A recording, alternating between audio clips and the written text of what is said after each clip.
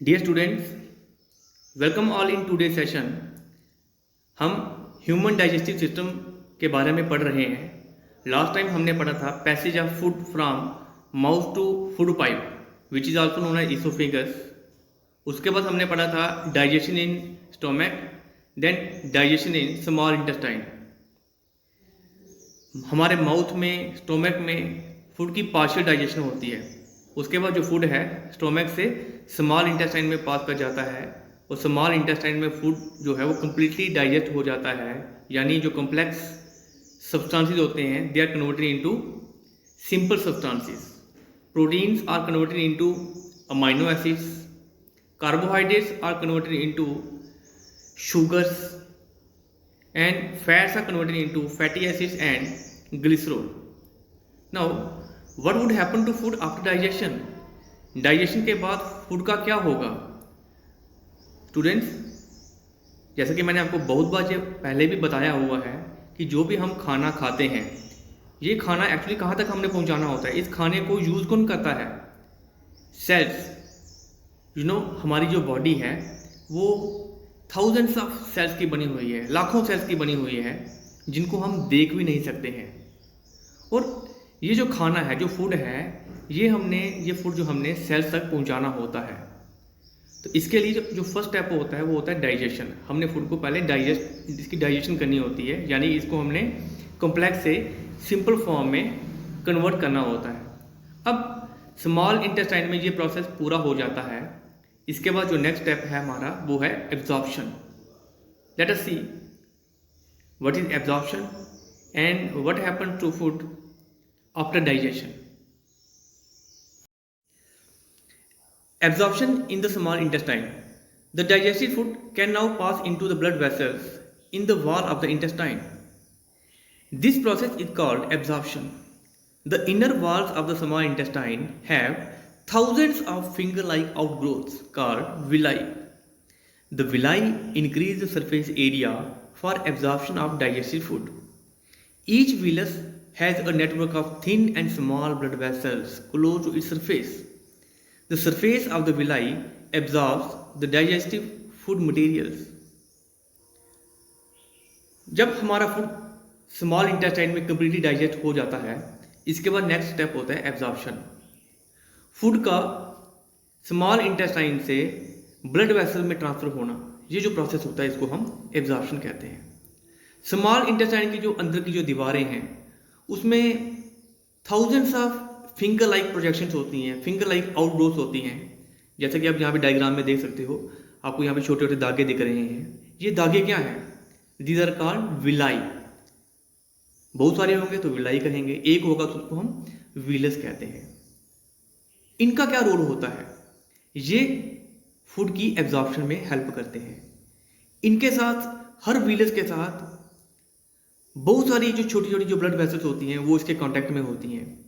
Villi absorption के लिए surface area जो है वो इंक्रीज करते हैं, यानी विलाई से ही एब्जॉर्प्शन होती है, क्योंकि ये बहुत सारी, हर विलस जो होता है वो ब्लड वेसल्स के साथ कांटेक्ट में होता है।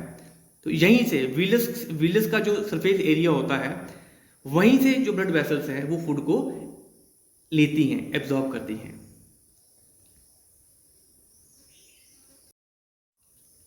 The absorbed substances are transported via the blood vessels to different organs of the body, where they are used to build complex substances such as the proteins required by the body. This is called assimilation. जो भी substances blood vessels ने absorb किए हैं, उसमें simple substances होते हैं। जो proteins हैं वो भी सिंपल फॉर्म में होंगे, कार्बोहाइड्रेट्स वो भी सिंपल फॉर्म में होंगे, प्रोटीन्स वो भी सिंपल फॉर्म में होंगे। ये जो सब्सटेंसेस हैं ये ब्लड वेसल्स के जरिए हमारे शरीर के जो डिफरेंट हिस्से हैं, डिफरेंट ऑर्गन्स हैं, वहाँ पर पहुँचाए जाते हैं। इस प्रोसेस को हम कहते हैं ट्रांसपोर्टेशन। आप यहाँ पर फिगर में देख सकते हो, हमारी पूरी बॉडी जो है इसमें नेटवर्क ऑफ ब्लड वेसल्स है। और ये जितने भी जो ब्लड वेसल्स हैं ये सारी की सारी जो फूड लेके जाती हैं, डिफरेंट ऑर्गन्स में, सेल्स में फूड लेके जाती हैं। ये कहाँ से लाती हैं ये फूड? स्मॉल इंटेस्टाइन से, क्योंकि एब्जॉर्प्शन जो है वो स्मॉल इंटेस्टाइन से होती है। देन जब ये food components, different substances different organs में पहुंच जाते हैं, वहाँ पर जाके इनको फिर से जोड़ा जाता है टू मेक कॉम्प्लेक्स सब्सटेंसेस जैसे प्रोटीन्स। और ये जो प्रोसेस होता है इसको हम कहते हैं assimilation. In the cells glucose breaks down with the help of oxygen into carbon dioxide and water and energy is released. The food that remains undigested and unabsorbed enters into the large intestine. Students, जब food हमारे different organs में पहुंच जाता है, उसके बाद food को कहाँ पहुंचाया जाता है? क्योंकि हमारी बॉडी सेल्स की बनी हुई है। मैंने आपको पहले ही बताया कि ये जो फूड है, ये हमें इनका जो अल्टीमेट जो गोल है, टारगेट है, वो सेल्स हैं। हमें इस फूड को सेल्स तक पहुंचाना है। जिन्हों हमारे जो ऑर्गन्स हैं, ये किसके बने हैं? टिश्यूज के। और टिश्यूज किसके बने हैं? सेल्स के। तो हम ये कह सकते हैं कि हमारी जो ऑर्गन्स हैं वो सेल्स के बने हैं। तो हमने ऑर्गन से जो फूड है इसको हमें सेल्स तक पहुंचाना होता है। तो इसमें भी जो छोटी छोटी पाइप्स का रोल होता है। देखो, ये सिचुएशन सेम ऐसी है जैसे हमारे घर में पानी आता है, वो जहाँ पे मेन टैंक है वहाँ से बड़ी बड़ी पाइप्स आती हैं। उसके बाद जो बड़ी पाइप होगी, जब जो अलग अलग विलेजेस में जाएगी, अलग अलग वार्डों में जाएगी, वार्ड्स में जाएगी, तो वहाँ पे उस पाइप की छोटी वहाँ से उसकी बाइफिकेशन की जाती है। तो छोटी छोटी पाइप्स उसके साथ लगा दी जाती हैं। उसके बाद हर विलेज में, हर वार्ड में जब वो पाइप्स घरों में जाएंगी तो वहाँ पे और छोटी छोटी पाइप जो है वो घरों के लिए कनेक्शन दिया जाता है। सेम यहाँ भी ऐसा ही होता है। जो फूड है वो हमारे ऑर्गन्स में आएगा, ऑर्गन से टिश्यूज में जाएगा, टिश्यू से सेल्स में जाएगा। अब जब वो फूड को हमने ऑर्गन से टिश्यू से हमने सेल में पहुंचाना है, तो जो साइज ऑफ ब्लड वेसल्स होगा वो छोटा छोटा होता जाएगा। जो ब्लड वेसल्स फूड को सेल्स तक लेके जाती हैं उन्हें हम कैपिलरीज कहते हैं। Now what happens to food in the cells? आप सभी को पता है, वी इनहेल ऑक्सीजन, हम ऑक्सीजन लेते हैं और कार्बन डाइऑक्साइड छोड़ते हैं। Now what is the function of oxygen? ये जो ऑक्सीजन है ये भी हमने सेल्स तक पहुंचानी होती है, इसको भी हमने सेल्स तक ट्रांसपोर्ट करना होता है, जस्ट लाइक आवर फूड। जैसे फूड हमारा सेल्स तक पहुंचता है, ऐसे ही जो ऑक्सीजन है वो भी ब्लड वेसल्स के जरिए सेल्स तक पहुंचती है। और वहाँ पे जाके ये जो ऑक्सीजन है ये हमारे फूड के साथ रिएक्ट करती है। What is the food? That is glucose. तो ग्लूकोज के साथ वो रिएक्ट करती है, जिसमें जो ग्लूकोज है वो फर्दर ब्रेक हो जाता है और वहाँ पर कार्बन डाइऑक्साइड और वाटर प्रोड्यूस होता है, साथ में एनर्जी प्रोड्यूस होती है। और ये जो कार्बन डाइऑक्साइड है ये हमारे हार्मफुल है, तो ये वापस हमारी बॉडी से, सेल से वापस ब्लड वेसल के जरिए बाहर आ जाती है, लंग से होते हुए नाक से बाहर आ जाएगी।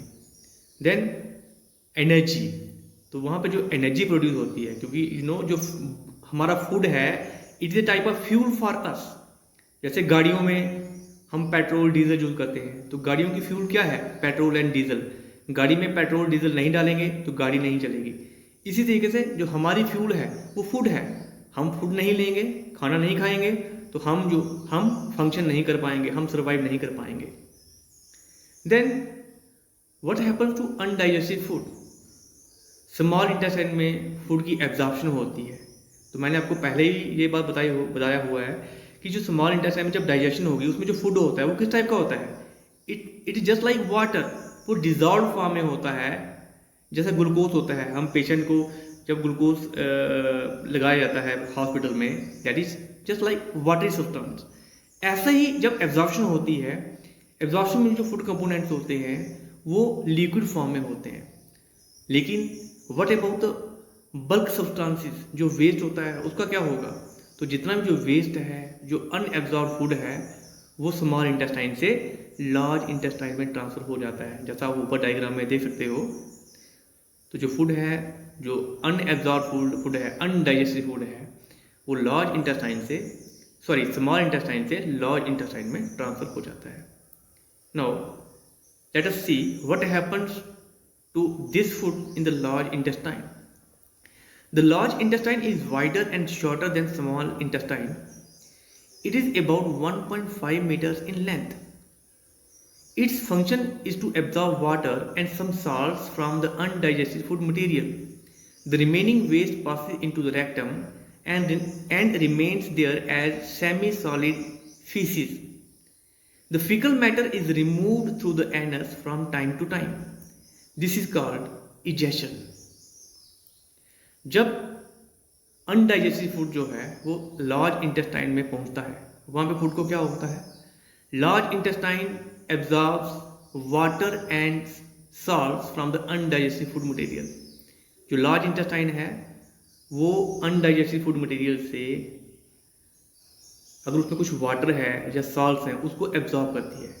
ठीक है, आपने ये याद रखना है, लार्ज इंटेस्टाइन में डाइजेशन नहीं हो रही है। लार्ज इंटेस्टाइन का क्या काम है, ये जो अनडाइजेस्टिव फूड जो इसमें आया हुआ है वहाँ से वाटर और सॉल्ट्स को एब्जॉर्ब करती है, because water and salts both are very important for us. तो ये वहाँ से फूड से वाटर और सॉल्ट्स को खींच लेती है। उसके बाद जो फूड है, जब देखो फूड से वाटर रिमूव हो जाएगा वो और सॉलिड बन जाता है। इस तरह का जो वेस्ट होगा इसको हम सेमी सॉलिड कहेंगे। और ये जो सेमी सॉलिड अनडाइजेस्टिव फूड जो है इसको फिर लार्ज इंटेस्टाइन से भी आगे की ओर ट्रांसफर कर दिया जाता है। आप ऊपर डायग्राम में देख सकते हो। तो आगे का जो पार्ट है, इसको जो एंडिंग पार्ट है, that is known as rectum. तो रेक्टम में पहुंच जाएगा। तो वहाँ पे जो फूड है it exist in the form of semi solid faeces. तो यही जो वेस्ट मटीरियल है जिसको हम फीकल मैटर कहते हैं, it is remove through anus from time to time. तो इसको फिर एनस से रिमूव कर दिया जाता है। और removal of faecal matter from anus is called egestion. Waste material का हमारी बॉडी से एनस से रिमूव होना, निकलना, इसको हम इजेशन कहते हैं। This is all about digestion. Let us summarise the various steps in the process of digestion. Digestion में पहला स्टेप है ingestion. The mode of taking food in the mouth is called ingestion. उसके बाद जो next step है वो है digestion. You know, digestion starts right from the mouth, उसके बाद स्टोमक में होती है, उसके बाद कंप्लीट डाइजेशन जो है वो हमारी स्मॉल इंटेस्टाइन में होती है। Next step absorption. फूड का स्मॉल इंटेस्टाइन से ब्लड वेसल्स में ट्रांसफर होना, इसको हम एब्जॉर्प्शन कहते हैं। नेक्स्ट स्टेप इज ट्रांसपोर्टेशन, जो यहाँ पे इसने शो नहीं किया हुआ है। Next we talk about assimilation. Food जो है वो ब्लड वेसल से सेल्स में जाएगा, वहाँ पर जो सिंपल जो सब्सटेंसेस हैं वो फिर से कॉम्प्लेक्स सब्सटेंसेस में चेंज होते हैं, तो उसको हम एसिमिलेशन कहते हैं। And the last step is egestion. Food का हमारी बॉडी से एलिमेंट्री कैनाल से रिमूव होना, बाहर निकलना, उसको हम कहते हैं egestion. Now let us recapitulate what we have studied today. We have talked about absorption. We have talked about villi. What is the role of villi? They increase the surface area for absorption, and they help in absorption. That is, they help in transfer of food from small intestine to blood vessels. Next, we have talked about transportation and assimilation. In the last, we have talked about absorption in large intestine. तो आपको याद रखना है, large intestine में food की absorption नहीं होती है, जस्ट वाटर और जो सॉल्ट्स हैं उनकी एब्जॉर्प्शन होती है। And large intestine is about 1.5 metre in length, लेकिन ये स्मॉल इंटेस्टाइन से वाइड होती है, चौड़ी होती है।